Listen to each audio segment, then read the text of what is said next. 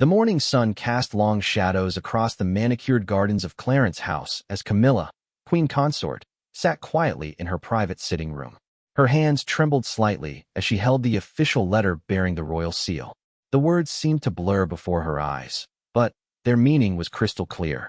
Her husband, King Charles III, had made a decision that would change everything she thought she knew about their life together. The decision came without warning, like a thunderclap on a clear day. After decades of supporting Charles through his most difficult moments, after standing by him during the darkest days of public scrutiny, after finally achieving the acceptance she had longed for, Camilla found herself facing an impossible choice. The man she loved, the man who had promised to protect her, had just issued a decree that would effectively banish her beloved family from royal circles. The story began months earlier during a seemingly innocent family gathering at Highgrove House. Camilla's children, Tom Parker Bowles and Laura Lopez, along with her grandchildren, had joined the royal couple for what should have been a peaceful weekend retreat. The atmosphere was relaxed, with laughter echoing through the historic halls as multiple generations came together. Charles appeared genuinely happy, engaging with Camilla's grandchildren and sharing stories about the estate's organic gardens. Tom, a respected food writer and critic, had always maintained a careful distance from royal duties, preferring to build his career on his own merits. His relationship with his stepfather had grown warmer over the years, evolving from polite tolerance to genuine affection. Laura, an art curator with her own successful gallery, had similarly carved out an independent path while maintaining close ties to her mother. Both had worked hard to stay out of the tabloid spotlight while supporting their mother's new role. The weekend seemed perfect until an unexpected incident shattered the tranquil atmosphere. During a private dinner, a heated discussion erupted between Tom and one of Charles's longtime advisors about media strategy. The advisor had suggested that Camilla's family should take a more prominent role in certain royal engagements to help modernize the monarchy's image. Tom firmly disagreed, arguing that his family valued their privacy and independence. What should have been a minor disagreement quickly escalated when the advisor made a cutting remark about commoners understanding their place in the royal hierarchy. Tom's response was swift and sharp, defending not only his own position but also his mother's dignity. The tension in the room became palpable as voices rose and accusations flew. Charles found himself caught between loyalty to his wife's family and pressure from his advisors who viewed the outburst as deeply inappropriate. The incident might have been forgotten if not for what happened next. Someone at the dinner, presumably a staff member, leaked details of the confrontation to the press. Within days, sensationalized stories appeared in multiple newspapers, painting Tom as disrespectful and entitled. The headlines suggested a growing rift within the royal family, with some commentators questioning whether Camilla's children were becoming too comfortable with their elevated status. Charles was furious about the leak, but his anger seemed misdirected. Instead of focusing on identifying the source of the breach, he began questioning whether Camilla's family's presence at royal events created unnecessary risks. His advisors, seizing the opportunity, presented him with a detailed analysis of potential security concerns and protocol violations that could arise from continued close association with non-royal family members. The pressure intensified when several senior courtiers privately expressed concerns about precedent. They argued that allowing Camilla's children regular access to royal residences and events could create expectations for other family members of future monarchs. The institutional machinery of the monarchy, always resistant to change, began pushing back against what they saw as an erosion of traditional boundaries. Camilla watched helplessly as the walls began closing in around her family. She tried to mediate, suggesting compromises and solutions that might satisfy both sides. She offered to limit her children's involvement in official events, to establish clearer protocols for family gatherings, and to work with palace communications teams to prevent future misunderstandings. Her efforts seemed to fall on deaf ears as positions hardened and rhetoric escalated. The breaking point came during a private meeting between Charles and his senior advisors. The discussion, later described by sources close to the situation, focused on protecting the monarchy's reputation and maintaining proper protocol. The advisors painted a stark picture of potential consequences if the current situation continued unchecked. They spoke of constitutional questions, public relations disasters, and the need to demonstrate strong leadership in the face of criticism. Charles, already under immense pressure in his new role as king, felt the weight of centuries of royal tradition bearing down on him. The man who had once been willing to risk everything for love now found himself torn between personal loyalty and institutional obligation. The advisors pressed their advantage, presenting him with a draft decree that would formalize restrictions on Camilla's family's access to royal properties and events. The document was clinical in its language, but devastating in its implications. It established new protocols that would effectively limit Camilla's children and grandchildren to brief, supervised visits during specific holidays. It banned them from participating in any official royal functions and prohibited their presence during state visits or other formal occasions. Most painfully, it restricted their access to the homes that Camilla had begun to think of as family gathering places.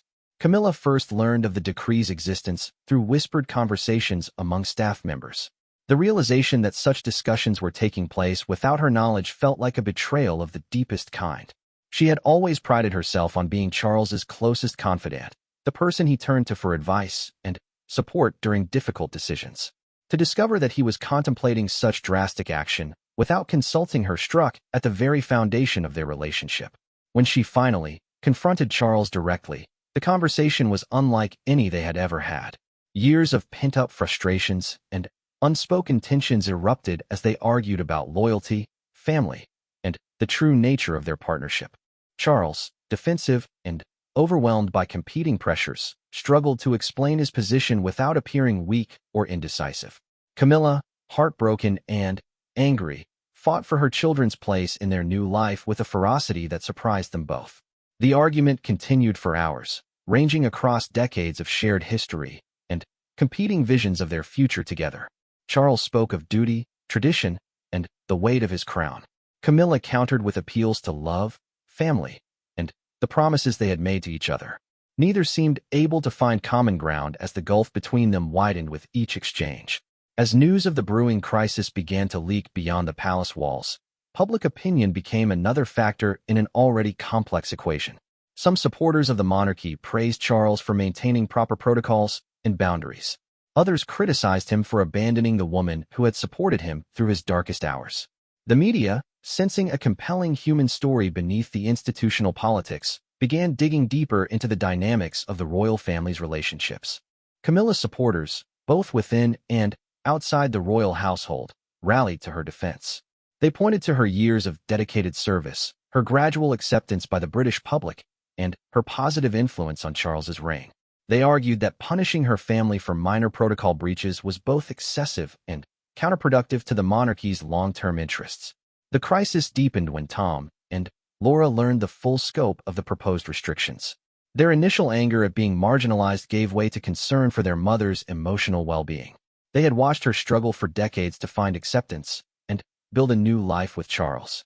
The thought that their presence might now be jeopardizing that achievement filled them with guilt and determination to find a solution. Family meetings became tense affairs as everyone struggled to process the implications of the decree. Camilla's grandchildren, too young to fully understand the political complexities, simply knew that they might not be able to visit their beloved grandmother as often. The innocent questions from children added another layer of pain to an already heartbreaking situation. The emotional toll on Camilla became increasingly visible to those around her. Staff members noticed her withdrawn demeanor, her tendency to spend long hours alone in her private quarters, and the tears she thought no one could see. The woman who had once faced down the British press with dignity and grace now seemed diminished by the weight of this personal crisis. As the deadline for implementing the decree approached, palace sources reported that Charles himself was having second thoughts. The man who had once defied his mother and the establishment for love was beginning to question whether he was making the same mistake in reverse. The prospect of causing such pain to the woman he loved weighed heavily on his conscience. But the pressure from his advisors and the institutional momentum behind the decree made changing course seem nearly impossible. The stage was set for a confrontation that would test not only Charles and Camilla's marriage, but also the very nature of the modern monarchy. Would love and family triumph over duty and tradition, or would the weight of the crown prove too heavy for personal happiness to survive?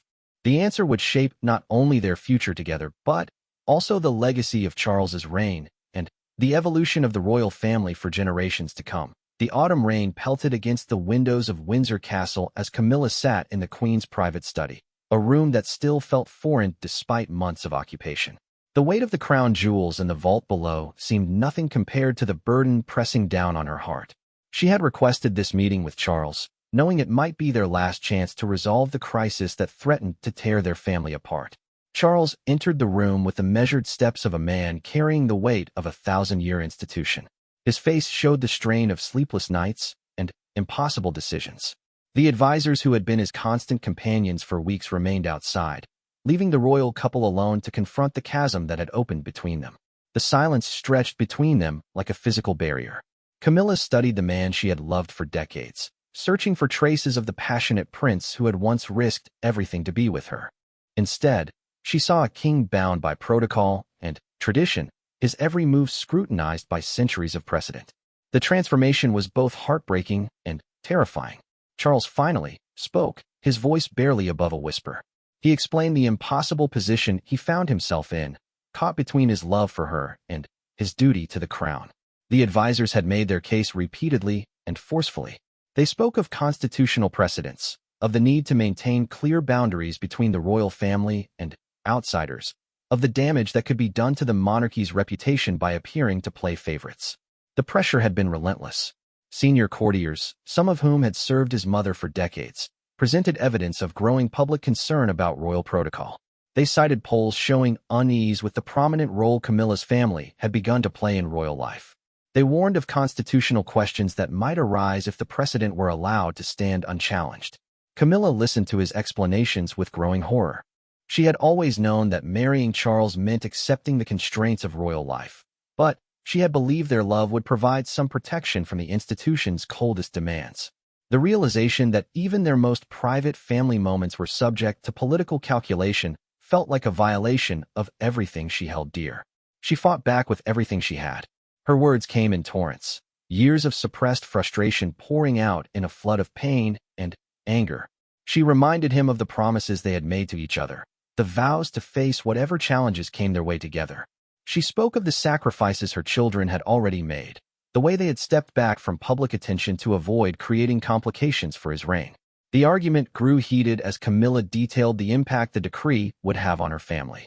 Her grandchildren, who had grown to love their step-grandfather, would be devastated by the sudden restrictions. Her children, who had worked so hard to build positive relationships within the royal household, would be humiliated by their effective banishment. The message would be clear to everyone watching. Even family members of the queen consort were not safe from the monarchy's arbitrary rules. Charles tried to defend his position, but his arguments seemed weak even to his own ears. He spoke of temporary measures, of the possibility of revisiting the decision once things calmed down. Camilla saw through these platitudes immediately. She had lived in royal circles long enough to know that temporary restrictions had a way of becoming permanent fixtures. Once the precedent was set, it would be nearly impossible to reverse. The conversation turned to their shared history, to the decades of struggle that had brought them to this point.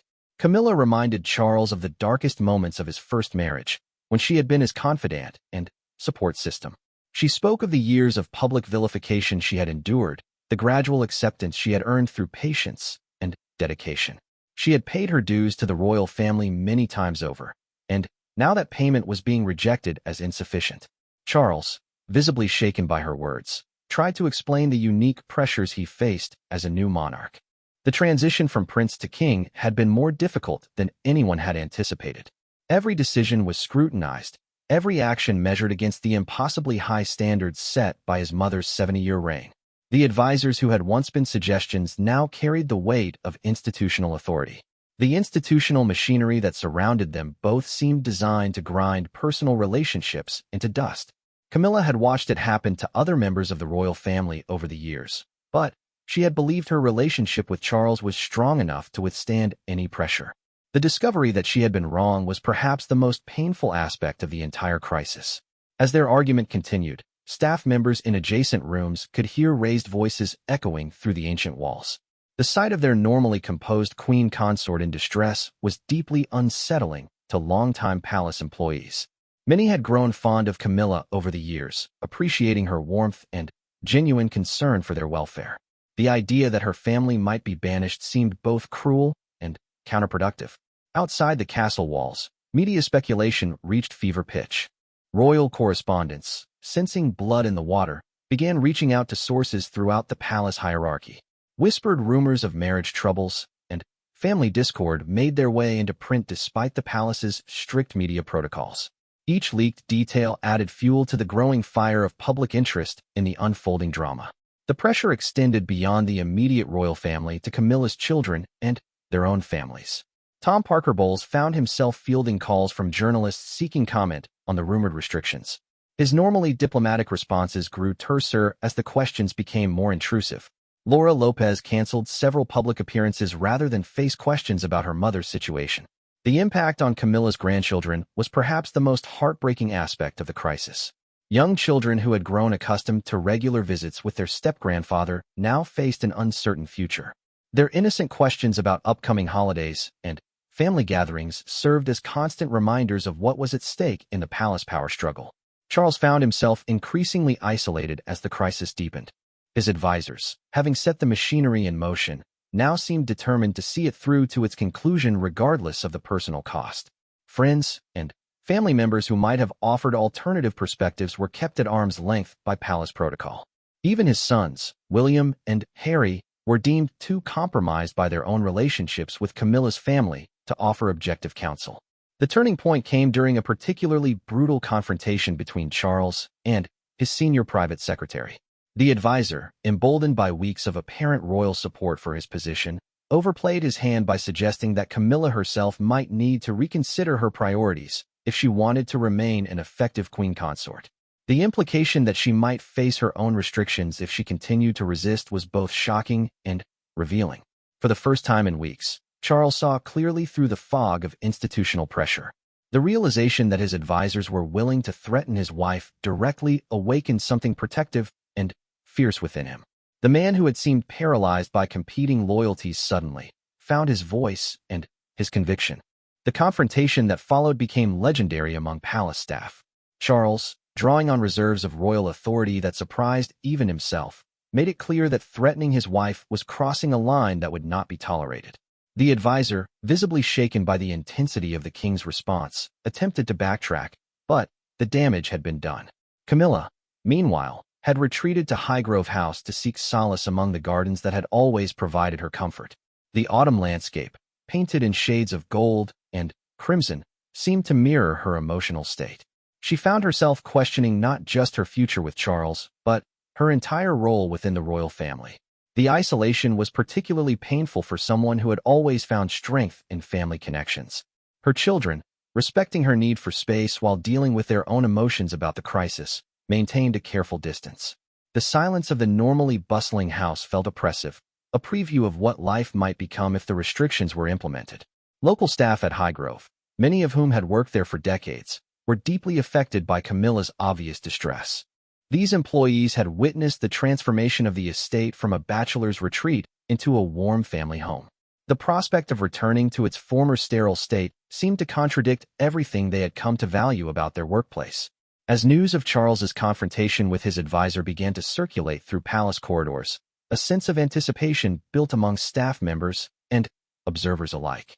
The king's decisive action suggested a possible shift in the dynamics that had dominated the crisis. Whether this represented a genuine change of heart or simply a tactical adjustment remained to be seen. The crisis had exposed fundamental questions about the nature of modern monarchy and the role of family within royal institutions. Traditional protocols, designed for a different era and different circumstances, seemed ill-equipped to handle the complexities of blended families and modern relationships. The resolution of Camilla's situation would inevitably set precedents for future generations of royals. The stage was set for a final confrontation that would determine not just the fate of Camilla's family, but the character of Charles's reign.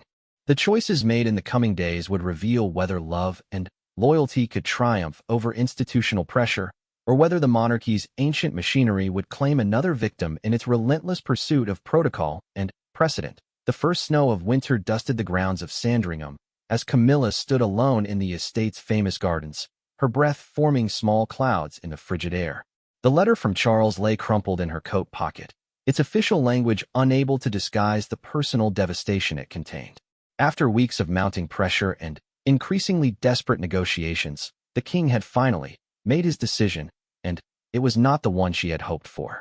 The formal announcement would come within days, couched in diplomatic language about streamlining royal protocols and ensuring appropriate boundaries. Behind the bureaucratic phrases lay a harsh reality. Her children and grandchildren would be effectively banished from the royal family's inner circle. The homes that had become gathering places for their blended family would be off-limits except for the most restricted circumstances. The path to this devastating conclusion had been neither straight nor predictable. Following Charles's angry confrontation with his senior advisor, there had been a brief period when reconciliation seemed possible. The king had appeared to recognize the personal cost of the proposed restrictions and had privately assured Camilla that alternatives were being explored. Hope had begun to bloom in her heart, fragile but persistent. Those hopes were systematically crushed over the following weeks as the institutional machinery of the monarchy ground inexorably forward. New voices joined the chorus of advisors counseling caution and protocol. Constitutional experts weighed in with lengthy memoranda about precedent and procedure. Security officials raised fresh concerns about background checks and clearance levels. Each new layer of bureaucracy made compromise more difficult and retreat more humiliating. The media attention, initially focused on the family drama, began to shift toward broader questions about royal privilege and public accountability. Newspaper editorials questioned whether taxpayer-funded royal residences should be used for private family gatherings. Radio phone-in programs debated the appropriate level of access for non-royal family members. The personal crisis had become a public relations nightmare with no clear resolution in sight. Charles found himself caught in an impossible bind. Every attempt to defend his wife's family was seen as weakness by his advisors and critics. Every concession to institutional pressure caused visible pain to the woman he loved. The crown that had once seemed like the ultimate prize now felt like a trap that made genuine happiness impossible. The pressure intensified when several senior members of the House of Lords privately expressed concerns about constitutional precedent. These aristocrats, guardians of centuries-old traditions, worried about the long-term implications of blurring lines between royal and non-royal family members. Their influence, while unofficial, carried enormous weight within the corridors of power that surrounded the monarchy. Camilla's attempts to find middle ground were met with increasing resistance from all sides. Her offers to limit her children's involvement in official events were deemed insufficient by traditionalists who wanted clear and absolute boundaries. Her suggestions for formal protocols governing family access were rejected as too complex and potentially embarrassing if details became public knowledge. The emotional toll on Camilla became increasingly visible to those around her. Staff members noticed her loss of appetite, her tendency to cancel previously scheduled engagements, and the dark circles under her eyes that makeup could no longer fully conceal. The vibrant woman who had gradually won public acceptance through years of dedicated service seemed to be fading before their eyes. Tom Parker Bowles made a desperate attempt to defuse the situation by publicly announcing his intention to step back from any association with royal events. His statement, carefully crafted to express respect for royal protocols while maintaining dignity, was intended to remove one source of controversy from the ongoing crisis. Instead, it only highlighted the extent to which the situation had spiraled beyond rational boundaries. Laura Lopez followed her brother's lead, issuing her own statement about respecting royal traditions and focusing on her independent career. The coordinated retreat by Camilla's children was meant to demonstrate their understanding of appropriate boundaries, but it also underscored the personal sacrifices being demanded of the entire family. The public response to these statements was mixed and politically charged. Supporters of the monarchy praised the family's discretion and respect for royal protocols. Critics questioned why such dramatic measures were necessary and whether the royal family was becoming isolated from normal human relationships. The debate revealed deep divisions in British society about the role and relevance of the monarchy in the modern era. Charles watched his wife's children publicly humiliate themselves in an attempt to save their mother's position, and the sight filled him with shame and regret. These were good people who had done nothing wrong except love Camilla and welcome him into their family. Their willingness to sacrifice their relationship with him to protect their mother's happiness was both admirable and heartbreaking. The final straw came during a family Christmas celebration that was anything but celebratory. The traditional gathering at Sandringham was reduced to a handful of core royal family members, with Camilla's children and grandchildren notably absent. The empty chairs at the dinner table served as silent testimony to the cost of institutional rigidity and political calculation. Camilla's composure finally cracked during the gift exchange when she opened a present intended for one of her absent grandchildren. The sight of the carefully wrapped toy, purchased weeks earlier in anticipation of a normal family Christmas, broke through her carefully maintained facade. The tears she had held back for months finally came, flowing freely as years of suppressed emotion poured out. Charles, witnessing his wife's breakdown, felt something fundamental shift within him. The abstract principles and constitutional concerns that had seemed so important suddenly paled beside the reality of Camilla's suffering. The institution he had been groomed to serve his entire life was destroying the person he loved most, and the realization filled him with rage and determination. The confrontation that followed between Charles and his assembled advisors became the stuff of palace legend. The king, drawing on reserves of authority and anger that surprised everyone present, made it clear that the current course was unacceptable and would not continue. The advisors, accustomed to dominating royal decision-making through collective pressure, found themselves facing a monarch who had finally found his voice. The reversals that followed were swift but incomplete. Charles ordered a suspension of the proposed restrictions pending further review, but the damage to family relationships had already been done. Trust, once broken, proved difficult to repair. Camilla's children, having been publicly humiliated and privately threatened, were understandably wary of renewed royal overtures. The media, sensing dramatic developments, intensified their coverage of the royal family's internal struggles. Paparazzi photographs of Camilla looking distraught became front-page news. Speculation about the stability of the royal marriage reached fever pitch. Every public appearance was scrutinized for signs of tension or reconciliation. Public opinion polls revealed a complex picture of British attitudes toward the crisis. While many sympathized with Camilla's position, others supported the principle of maintaining clear boundaries around royal privileges. The monarchy, already facing questions about its relevance in the 21st century, found itself under renewed scrutiny about its treatment of family relationships. The international media picked up the story, with royal correspondents from around the world descending on London to cover what was being characterized as the biggest royal crisis since the abdication of Edward VIII. The comparison, while historically inexact, captured the sense that fundamental questions about duty, love, and institutional loyalty were being tested.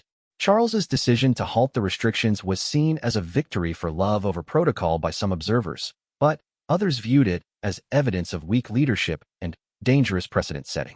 The king found himself criticized from multiple directions, with traditionalists questioning his resolve and modernizers doubting his commitment to real change.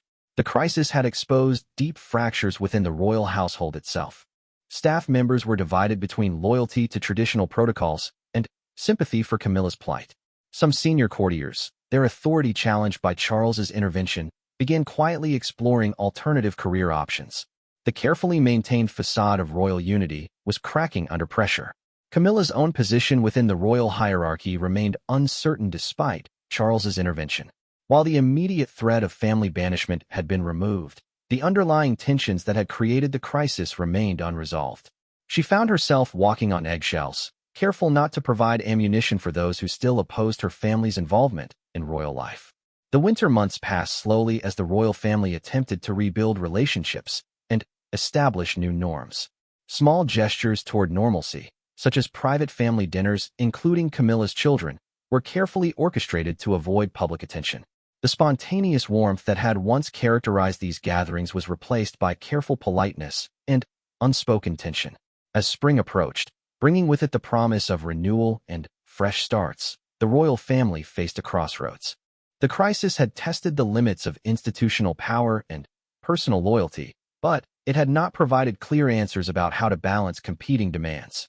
The stage was set for either genuine reconciliation or a more permanent fracture that could reshape the monarchy for generations to come. The late spring sunshine streaming through the windows of Clarence House felt different somehow, warmer and more hopeful than it had in months. Camilla sat in her private study, surrounded by correspondents from around the world, most of it expressing support for her family during their recent ordeal. The outpouring of sympathy had been unexpected and deeply moving, revealing a level of public affection that she had never fully appreciated. The weeks following Charles's dramatic intervention had been a delicate dance of reconstruction and reconciliation. The king's decisive action had temporarily halted the machinery of institutional opposition, but everyone understood that the underlying tensions remained unresolved. The royal household operated under an uneasy truce, with advisors grudgingly accepting the new reality while quietly preparing for future opportunities to reassert their authority. The first tentative steps toward healing began with private meetings between Charles and each of Camilla's children. These conversations, conducted away from the glare of media attention and the influence of palace advisors, allowed for honest communication about hurt feelings and future expectations. Tom Parker Bowles, in particular, had been deeply wounded by the suggestion that he was somehow unworthy of royal association despite his years of discreet and respectful behavior. Laura Lopez had been equally affected, though she expressed her pain differently. As an art professional accustomed to the sophisticated world of galleries and collectors, she had found the crude calculations of royal politics particularly distasteful. The idea that her relationship with her mother could be reduced to a matter of constitutional protocol struck her as both primitive and cruel. Charles, to his credit, acknowledged the pain his initial acquiescence to advisor pressure had caused. These private conversations were not easy for a man who had spent his entire life avoiding emotional vulnerability, but he recognized that meaningful reconciliation required genuine humility and acknowledgement of mistakes. The process was slow and sometimes awkward, but it represented real progress toward healing the fractured relationships. The palace staff, many of whom had developed genuine affection for Camilla's family over the years, watched these developments with cautious optimism. The senior household members had been careful to remain publicly neutral during the crisis, but privately many had been horrified by the proposed restrictions. The return to a more inclusive family dynamic was welcomed by those who valued warmth and humanity over rigid protocol. Meanwhile, the broader constitutional questions raised by the crisis continued to reverberate through establishment circles. Legal scholars debated the precedents being set and their implications for future royal relationships. Conservative commentators warned about the erosion of traditional boundaries, while progressive voices argued for a more modern and inclusive approach to royal family dynamics.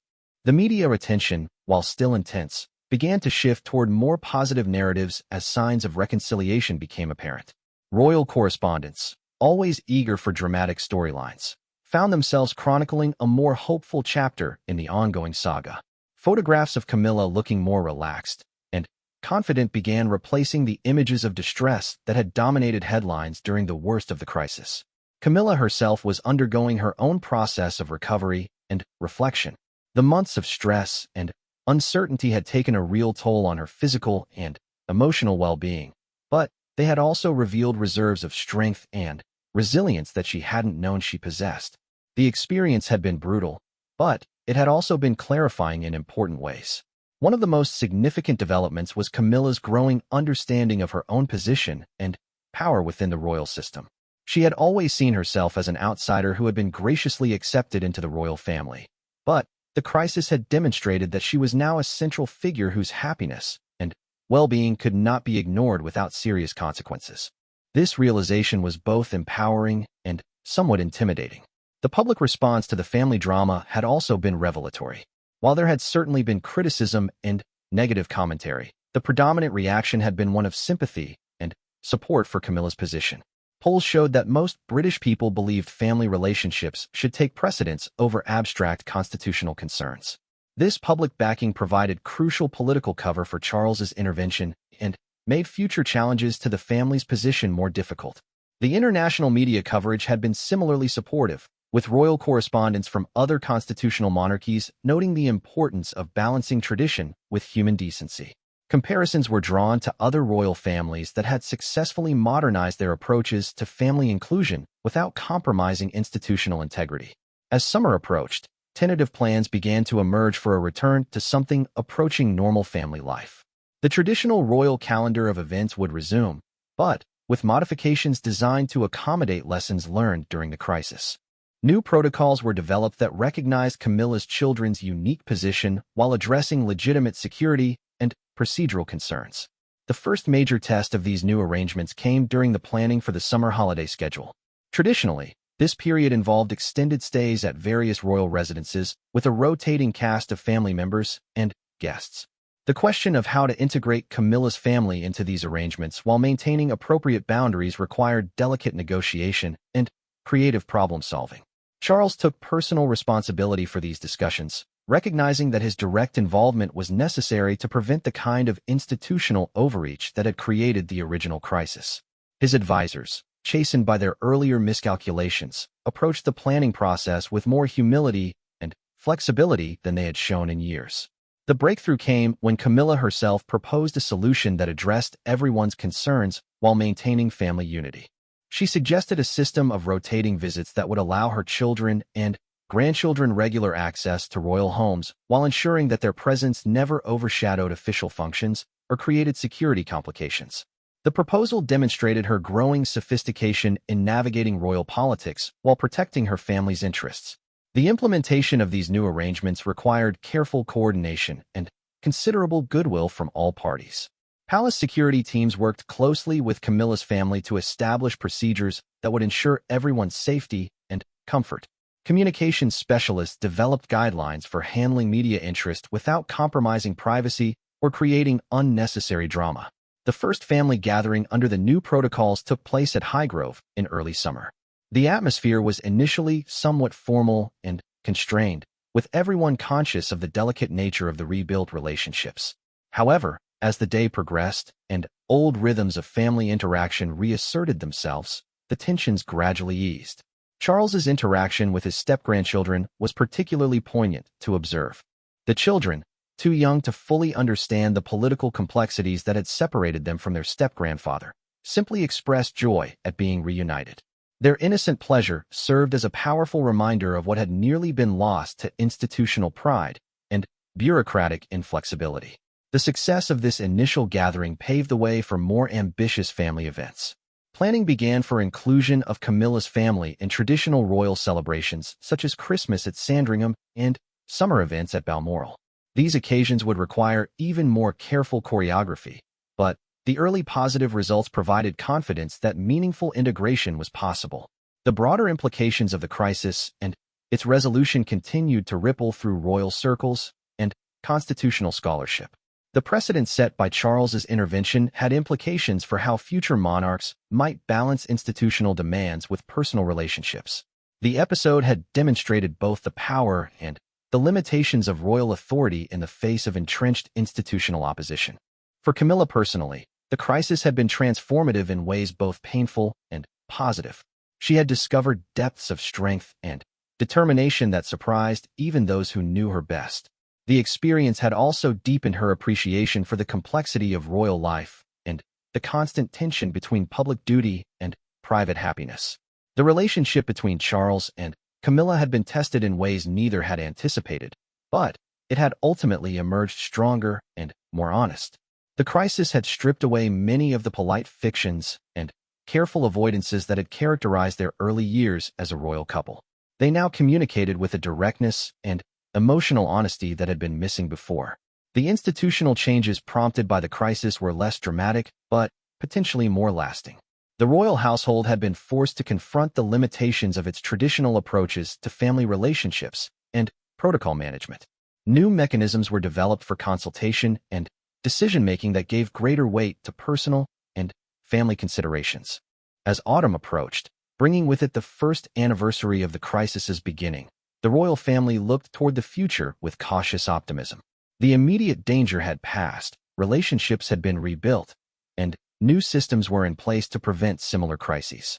However, everyone understood that the fundamental tensions between institutional demands and human relationships remained unresolved and would require ongoing attention and management. The first anniversary of the crisis arrived with little fanfare, marked only by private reflection and quiet gratitude for how far the royal family had traveled from those dark winter days. Camilla stood in the same garden at Sandringham where she had once contemplated a future without her children and grandchildren, but now the space held entirely different meanings and possibilities. The year of rebuilding had not been without its challenges and setbacks. There had been moments when old tensions resurfaced, when institutional pressures reasserted themselves, and when the fragile new equilibrium seemed ready to collapse.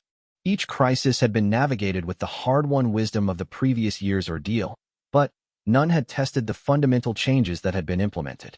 The real test of the new arrangements came during the planning for Charles's first major state visit as king. The occasion would bring intense media scrutiny, complex security requirements, and the watchful eyes of constitutional experts eager to see how the royal family's modernized approach to family inclusion would function under pressure. Camilla's role in these proceedings had evolved significantly from her early days as queen consort. No longer content to simply follow established protocols, she had become an active participant in planning and decision-making processes. Her insights, particularly regarding public relations and family dynamics, had proven invaluable to the royal household's increasingly sophisticated approach to modern monarchy. The question of whether to include her family in any aspect of the state visit became a topic of intense behind-the-scenes discussion. Traditional protocol suggested that such events should be limited to core royal family members, but the new philosophy emphasized the importance of authentic family relationships over artificial boundaries. The challenge was finding ways to honor both principles without compromising either. The solution that emerged reflected the collaborative approach that had become characteristic of post-crisis royal planning. Camilla's children would not participate in the formal state events, but they would be included in private family dinners and informal gatherings that would demonstrate the royal family's genuine warmth and inclusivity to their distinguished guests. The implementation of this plan required unprecedented coordination between palace security, protocol officers, and communication specialists. Every detail had to be considered and planned to ensure that the inclusion of non-royal family members enhanced rather than complicated the visit's success. The pressure was enormous, as failure would provide ammunition for those who still opposed the family's modernized approach. Tom Parker Bowles rose to the occasion magnificently, drawing on his professional experience as a food writer to contribute meaningfully to the planning of state dinners and cultural events. His expertise in British culinary traditions proved invaluable in creating menus that showcased the country's heritage while accommodating the dietary requirements and cultural preferences of international guests. Laura Lopez brought her own professional skills to bear on the artistic and cultural aspects of the visit. Her connections in the art world helped facilitate private gallery tours and cultural experiences that enriched the visitors' understanding of British creativity and heritage.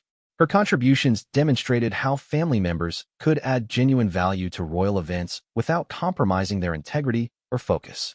The state visit itself unfolded with remarkable success, exceeding even the most optimistic expectations of royal planners. The visiting dignitaries were clearly impressed by the warmth and authenticity of their reception, commenting favorably on the royal family's modern approach to hospitality and inclusion. Media coverage was overwhelmingly positive, with international correspondents praising the balance between tradition and contemporary relevance. More importantly for the royal family's internal dynamics, the experience demonstrated that inclusion and excellence were not mutually exclusive. The careful integration of Camilla's family had enhanced rather than detracted from the visit's success, providing a template for future events and occasions. The success had immediate practical benefits for the royal household's approach to other challenges and opportunities. Planning began for more ambitious integration of family members into appropriate royal activities, always with careful attention to boundaries and protocol requirements. The rigid binary between royal and non-royal family members began to give way to a more nuanced understanding of different levels of involvement and responsibility. Camilla's grandchildren, now growing older and more aware of their unique position, began to understand their special role within this extended royal family. Their natural ease with their step-grandfather and genuine affection for royal traditions made them particularly effective ambassadors for the family's modernized approach. Their presence at appropriate events added an element of youth and vitality that resonated strongly with public audiences. The broader constitutional implications of these changes continued to evolve and develop throughout the year. Legal scholars and constitutional experts gradually adjusted their thinking to accommodate the new realities of royal family dynamics. The precedents being set were carefully studied and documented, creating a foundation for future decisions and developments. Public opinion remained strongly supportive of the inclusive approach, with polls consistently showing approval for the royal family's emphasis on authentic relationships over rigid protocol. This popular backing provided crucial political protection for the changes and made it increasingly difficult for institutional traditionalists to mount effective opposition.